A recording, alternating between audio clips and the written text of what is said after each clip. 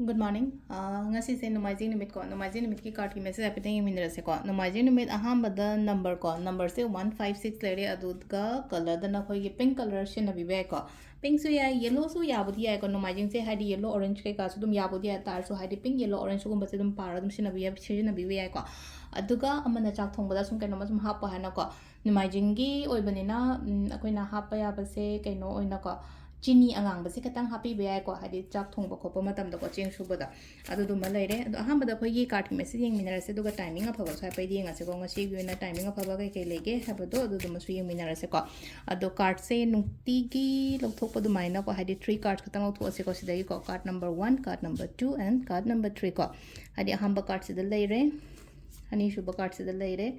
ahum su ba card se leire ko hadi first card second card and third card ko sida dum leire ko utpudi ulage loina ma ahamba ani shuba ahum suba se ko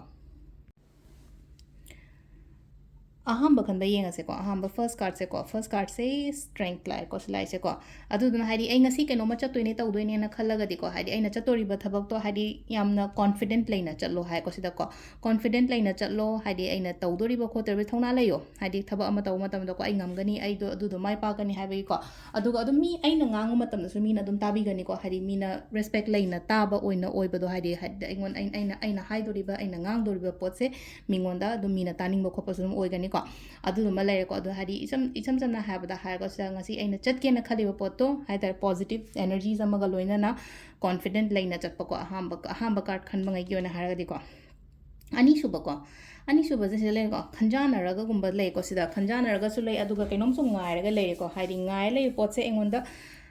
result se positive oina lakpa ai ko aina ngai jari ba pot se haidi aina ngai ba pot se haidi aina tauge khaliba pot se haidi result se positive oina lakpa natraga akhoi hengalakpa su dum pi ko aina hojik tawriba thaba inkhang sida haidi hengatpa haibagi athar haidi progress kumba lakpa se ko aduni ko silai se ko haidi progress kumba la khallaga mayam ama lei haidi khallaga ngairaga lei thaba lai aina ngairo mayam do dum phajana aingonda result outcome se la kaino toraga haidi phana la haibagi maina piri ko sida number 2 khan bangai aduga khara su laina ko haidi aina su khalaga dang su laigano ko hari ai comfort level du dagi tholaga so amuka hena su tawba yai ba thabak se ko adu se sina ko number 2 khan bangai gi oire ko number 3 ko number 3 sile ko hari queen of pentacles and like ko queen of pentacles harabani na hari kitang wakan su nungai gani hari queen ge energies ne lai ko sida ko hari ke ba mau ko pa dum ba mayam su leire pa chang sa kai oiro ko hari sel thum gi matang da ko dum hari positive outcome positive result kum ba kai kum ba dum maina khara piri ko ngasi gi oina thabak business kumba tawba khopa kaina harase ado ai goina ngasi gi nume se paisa sa lakpa khopa mai tor de ko sisina khoi card ki message le ko the timing so ipad minute se timing sin ayuki pung 3 makhai dagina pung 13 ga minute 13 phang le ko adagi 12 ga minute 9 dena 2 ga minute 19 phang le adagi 5 ga minute 39 deina nungdam gi ni ko sisina 5 ga minute 39 deina 13 pung 9 ga minute 9 phang le ko aduga nuna atheng baina 12 ga minute 39 dena 2 ga minute 5 phang le adagi amana pung ahum makhai dagina nungalamdai ko pung 3 ga minute 53 phang le ko sisina khoi gi ngasi gi oina afaba timing ko adu se le ko daily card message ma'am thank you